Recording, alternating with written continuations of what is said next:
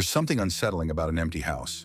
The silence, the stillness, the way shadows seem to stretch longer than they should. For most people, an empty home is supposed to mean safety, privacy, a place of peace. But sometimes, the emptiness hides something else. Tonight, I'll be sharing 3 disturbing true horror stories that happen in empty houses. Turn off the lights, and let's get into it. I was about 16 when this happened. My parents were out of the country, so I stayed with my uncle for a week at his big old farmhouse. The place was massive. 3 floors, creaky wooden hallways, and that old house smell that never goes away. From the first night, I noticed something strange. One of the upstairs rooms was always locked. I figured maybe it was just storage. But whenever I walked past it, I swore I could hear something faint from inside. A dragging sound, like someone slowly moving furniture, or even footsteps. I asked my uncle about it once, jokingly. "Hey, what's in that locked room upstairs?" He looked at me longer than I expected, and then just said, "Don't worry about it."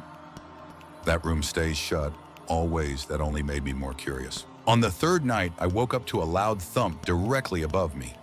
My room was on the 2nd floor. The locked room was right above mine. At first, I thought I was dreaming, but then came another thump, and then the sound of something dragging across the floor.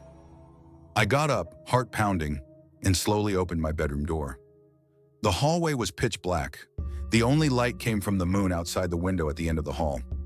And then I heard it. Whispers. Faint, muffled whispers coming from behind that locked door. I couldn't make out the words, but it sounded like 2 voices, murmuring quickly to each other. I froze in the hallway, straining my ears, and then the whispering stopped. Complete silence. I was about to tiptoe back to my room when I heard something that made my stomach drop. The doorknob of the locked room slowly rattled. Not fast, not aggressive, just a slow, deliberate turn. I bolted back to my room, slammed the door, and sat in bed with my blanket over me, shaking until morning. The next day, I tried asking my uncle again. I told him I'd heard noises. His face went pale, like he already knew what I was going to say. Then he leaned in and whispered, "That room hasn't been opened in over 20 years. Don't ever go near it." He wouldn't explain further, but on the last night before I left, I couldn't sleep. Around 3 a.m., I heard it again. The dragging, the whispers, and this time, 3 knocks on the inside of that locked door. I didn't wait around.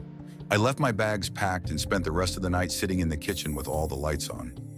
To this day, I never found out what was in that room, but my uncle still lives there, and that room is still locked. I grew up in a quiet suburban neighborhood where everyone knew everyone.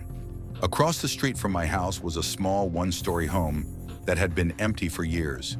The owners had moved out suddenly. Nobody knew why. The windows were dusty, the curtains always drawn, the grass overgrown.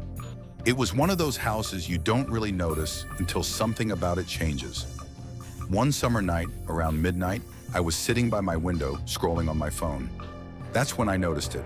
A light flickered on inside that empty house. Not like a random flash, but the living room lamp turning on. I froze, staring across the street. The house had been abandoned for years. I knew for a fact there was no electricity running, yet the light stayed on. Then the curtain shifted, like someone was standing behind it, just barely peeking out. I shut off my own light immediately, crouching down so whoever, or whatever, was in there couldn't see me. My heart was pounding so loud I could barely think. After a few seconds, the curtain fell back into place. The lamp clicked off. The next day, I asked my mom about it. She said maybe some squatters had broken in, but when I suggested calling the police, she told me to leave it alone. 2 nights later, it happened again, but this time, I was prepared.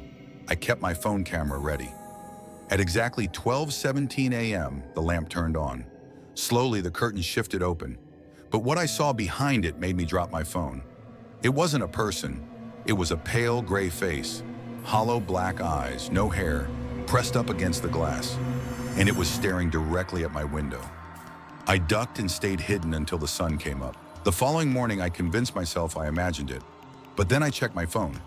Even though I dropped it, the camera had been recording.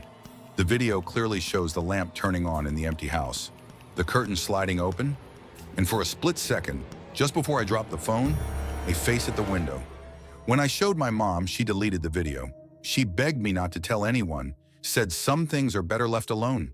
That house is still empty to this day, but sometimes if I'm up late enough, I swear I can see that curtain move.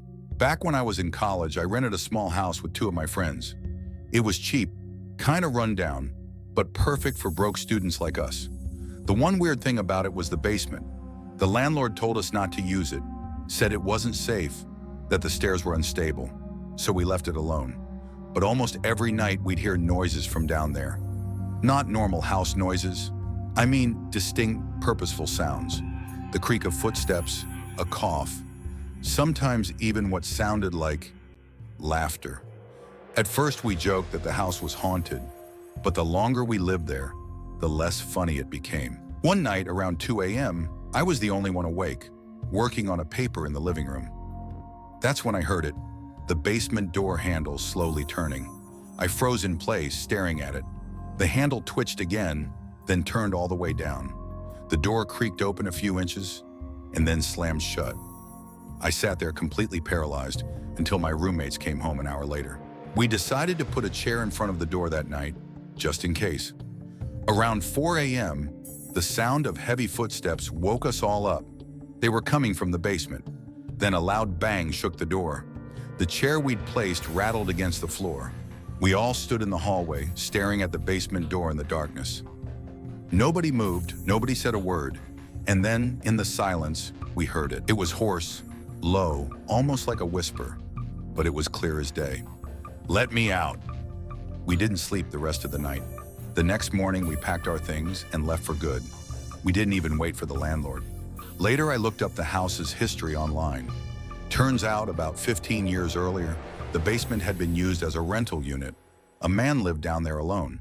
Neighbors reported hearing screams at night. One day, he just vanished without a trace.